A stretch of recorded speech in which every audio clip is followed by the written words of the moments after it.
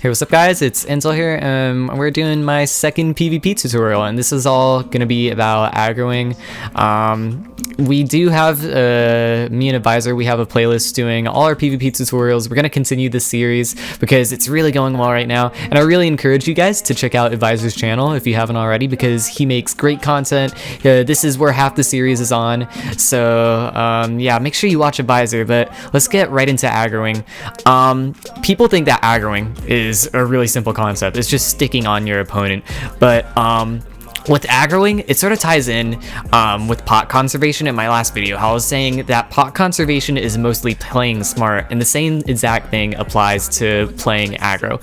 The biggest tip that I can give you about aggroing: do not aggro if you can't aggro. And I see so many people make this mistake so many times in rank fights, especially where they'll try to go overly aggro, but at the same time they'll be wasting pots. They'll be wasting pots. They'll be letting people get free hits on them just for the sake of trying to stick on the person. And if you do that, that's not good for you, because that's like, I mean, yeah, you can get lucky and you can maybe like quick drop someone, but if you're actually going against someone who knows what they're doing, it's really not a good thing when you're being wasteful and you're not playing smart just for the sake of being aggressive. Yeah, like I'm definitely an example of like someone who definitely can't play aggro.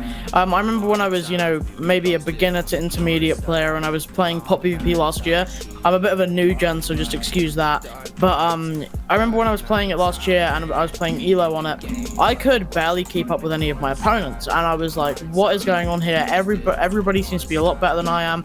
And I used to, try and beat them by aggroing, and it was something I would always do wrong, because I would double pot. They'd hit me off of it when aggroing back, because people usually want to return the favor when you're being aggressive towards them. Just the way this game works, and people obviously want those hits back that you got for free when someone's potting up or maybe eating. It does come back, so it's something yet again that I'm going to tell you that you need to practice with. You can be very good at being aggressive if you're playing against bad players. Now, I'm quite good at that because, I play against bad players all the time. And it's somewhere where you can definitely get that practice in. But if you're playing against someone who definitely knows what they're doing, as Intel said, it can be an absolute nightmare to be aggressive. Absolute nightmare. And I definitely learned the hard way when I was playing in, high elos on pop PvP. Alright, I definitely agree with what Advisor is saying. Knowing your opponent especially is a really big thing when it comes to playing aggressive, because if you're going against someone who constantly has to turn around to pot, who's like paying more attention to healing themselves than they are to like how many hits the other person is getting on them, how many extra hits they're getting on them for free, then you can definitely use that to your advantage and easily play aggressive on them and sneak those free hits in. Now, at the same time, if you're playing against someone who's really good at countering, playing an aggressive play style, then it really isn't a good idea for you to keep going aggressive on them when it's not working out for you in the end and you're just losing the fight because of it. Alright, so I've talked about sort of the mindset that you have to have playing aggressive, but I haven't really shown much examples of how you can play aggressive. A few examples that a lot of people use are, for one, aggro pearls. Everyone knows what an aggro pearl is. You pearl at someone, you get free hits on them. You can pearl on them while they're speeding, while they're refilling. That's something you really should look out for, is what your opponent is doing, because usually they're not just standing still spacing out. If you are, then please do aggro them, but they're usually refilling. They're usually doing something that's keeping them occupied, and if you can like get free hits on them and take advantage of from that, then that's really good aggressive play right there. Again, with pearling, another thing that you can do is while you're trading hits, sometimes you can throw a pearl, and what that'll do is you'll be able to land an extra like 1 or 2 hits on them just by pearling, and I'll show some examples of that on screen. But there's a lot of things that you can do with pearls. It's one of the most underrated things that people really use, but it has a lot of value, especially in playing aggro.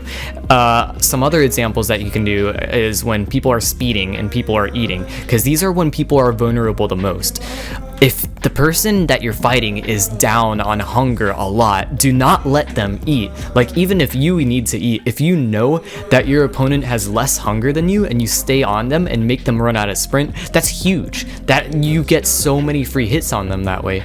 But again, like with all these things, you also have to keep in mind, am I gonna kill myself when I do these things? So you really have to pay close attention. And I'll say a personal tip that I do whenever I play people, and I've thrown a few people off with it. Whenever I go to respawn speed against someone, one thing that I do is that I turn around and I look the other way when I re-speed. And this isn't like the biggest game changer in any way, but sometimes people don't realize that I'm re-speeding. They just think I'm refilling, so they think that they can go extra aggressive on me because I haven't speeded yet, when in fact I have speeded. And you can really screw over people that way if you manage to do that. So a very good way to, you know, like develop skill is by watching other players. Now, whenever I played games like CSGO or even Minecraft, I was told to watch other people, you know, who provided, you know, high skill level gameplay, right? And I know yet again sounds very corny, but definitely watch other YouTubers. Like, when I was starting to play the game, Marcel was a very good, you know, person to watch. I used to watch all of his old videos of him playing Kohi, you know, 1v1s he does. And in his Elo series, you can definitely see that he can play very aggressive. Whenever I did fight Stimpy, or whenever I, you know, have fought him, he has played extremely aggressive and made me completely drained. And it just completely, just watch other people that do it, calculate, and just be very smart with what you do.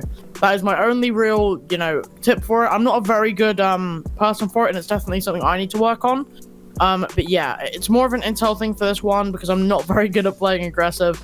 But yeah. Yeah, I definitely agree with the advisor. One really good way to really get better is just to watch people who are good at it and try to learn from them.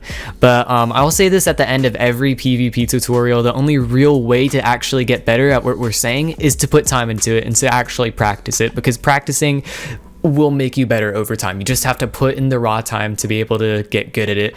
But yeah, once again, thanks for watching the video. If you want to see the whole playlist, that will be in the description. Definitely go check out Advisor's video on strafing if you haven't already. But yeah, I'll catch you guys in the next one. Peace. Hope you guys enjoyed. Peace out.